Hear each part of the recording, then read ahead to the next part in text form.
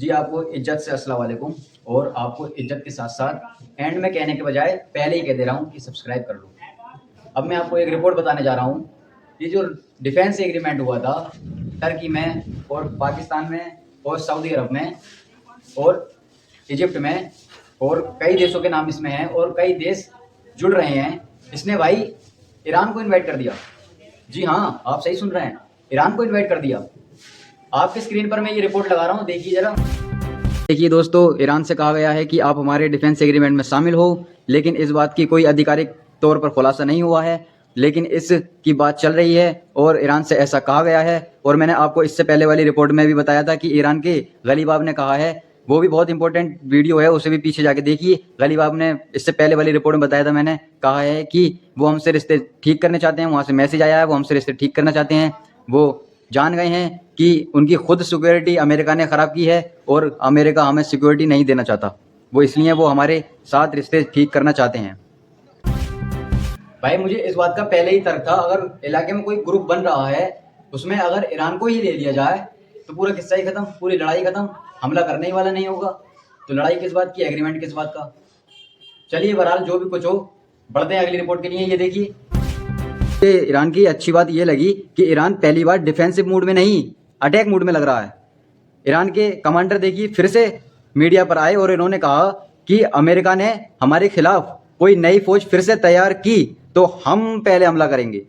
देखिए, ईरान के विदेश मंत्री अब्बास अरागची ने कहा कि अमेरिका ने हमें हराने की कोशिश की गई, लेकिन ऐसा नहीं हुआ। अमेरिका से बुली करता है और दादागिरी दिखाता है।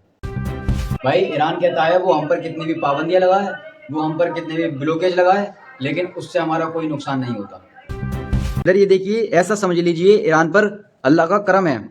ये ईरान के ऑफिशियल हैं, ईरान में भाई खजाना मिल गया। ये ईरान के ऑफिशियल हैं, इन्होंने कहा कि हमें साउथ पर्सिया में 7.5 क्यूबिक फीट गैस का भंडार मिला है, साउथ पर्सिया में। अब भाई ईरान में भी पैसा बढ़ने की बहुत ज़्यादा संभावना है। ईरान के पार्लियामेंट स्पीकर ने एक कार्टून जारी किया और इसमें है कि अमेरिका ने जो ईरान पर झटका दिया था वो अमेरिका पर उल्टा जाकर लग गया। यहाँ देखिए, गुलाबी सू जो झूठा दावा करता है कि स्टेट ऑफ हॉर्मोन्स पर हमारा राज है, तो आप सैटेलाइट इमेज देख लीजिए। इधर अमेरिका कहीं से कहीं तक नजर नहीं आ रहा है और ईरान के अटैक शिप्स खड़े हैं और इधर ईरान का ही अभी तक राज है, गुलाबी सू नहीं हो सकता। इधर ये देखिए, चीन का जहाज, चाइना का टैंकर। इस इमेज में देखिए, ईरान ने जो रास्ता घोषित किया है कि इधर से ही निकलना है, तो इधर से ये देखिए चाइना का टैंकर निकलता नजर आ रहा है। और वहीं ये देखिए, अमेरिका ने दावा किया है कि हमने अब तक ईरान के स्टेट ऑफ हॉर्मोन से 70 जहाज, 70 टैंकर्स वापस भेज दिए हैं। ईरान ने कहा इकोनॉमिकल सेंसेस या फिर हमारे खिलाफ जो षड्यंत्र रच रहे हैं उनके साथ जो जो देश हुआ, जिस जिस देश ने उनका साथ दिया, तो याद रखना, हम कसम खा के कहते हैं, या तो ये स्टेट ऑफ हॉर्मोन से या पूरा गल्फ, पूरे गल्फ का एक भी जहाज स्टेट ऑफ हॉर्मोन से कभी गुजर नहीं पाएगा।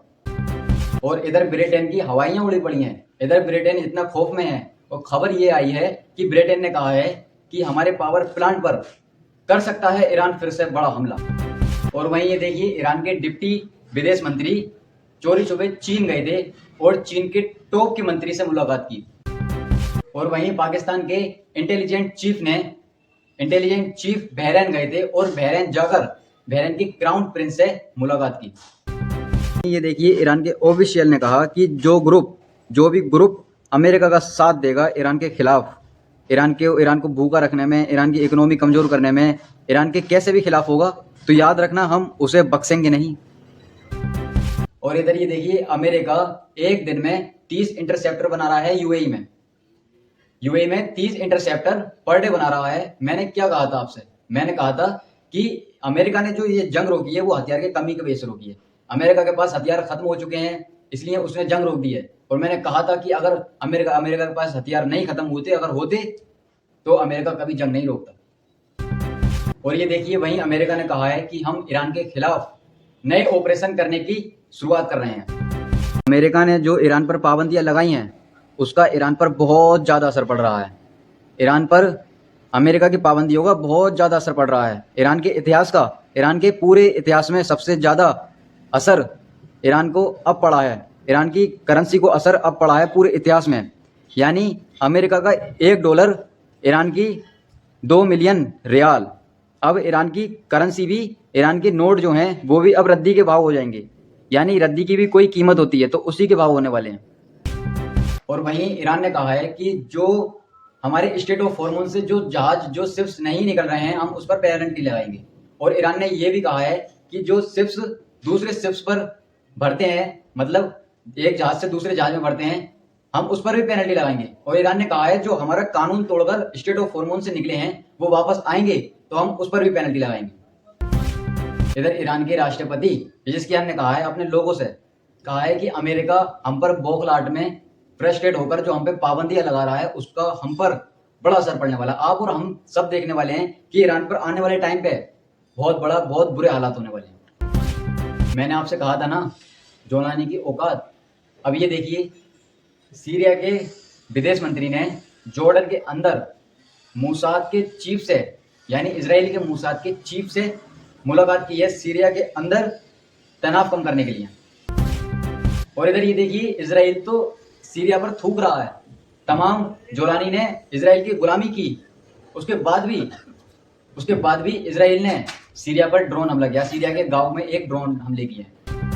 और इधर ये देखिए, इजराइल ने किया है गाजा पर हमला, जिसमें एक बच्चा और कई लोग घायल हुए हैं। तो गजब हो गया, बड़ी अजीब बात है। अगर गाजा में बच्चे या कोई भी पतंग उड़ा रहे हैं, अगर वो कटकर इजराइल के इलाके तक पहुंच रही हैं, इजराइल के इलाके में पहुंच रही हैं, तो इजराइल का नेतन्याहू और डिफेंस मिनिस्टर पता है क्या धमकी दे रहे हैं? कह रहे हैं अगर गाजा की पतंग हमारे इलाके तक कटकर आई तो हम गाजा पर हमला कर देंगे। ये कौन सी बात हुई यार?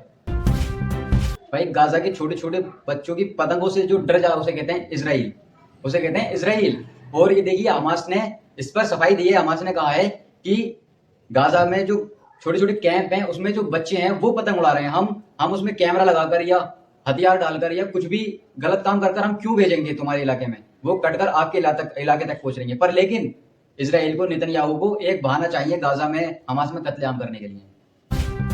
और वहीं ये देखिए, फिलिस्तीन के अंदर वेस्ट बैंक के इलाके में एक 14 साल के बच्चे को गोली मारकर कत्ल कर दिया गया है। क्या जुल्म है भाई, क्या जुल्म है। आज की रिपोर्ट के लिए इतना ही। मैंने आपको दुनिया की खबरें दी। आपका फर्ज बनता है सब्सक्राइब करना, मुझे सब्सक्राइब कर लो, लाइक कर लो। और इन छोटे छोटे बच्चों के लिए जो कत्लेआम हो रहे हैं गाजा में हमास में, इनके लिए अल्लाह से दुआ करिए। नमाजें भी 5 टाइम की पढ़िए, अगर छूटती हैं तो दुआ तो जरूर करिए। और फिर उसके बाद मैं मिलता हूँ अगली वीडियो के लिए। जब तक के लिए जय हिंद।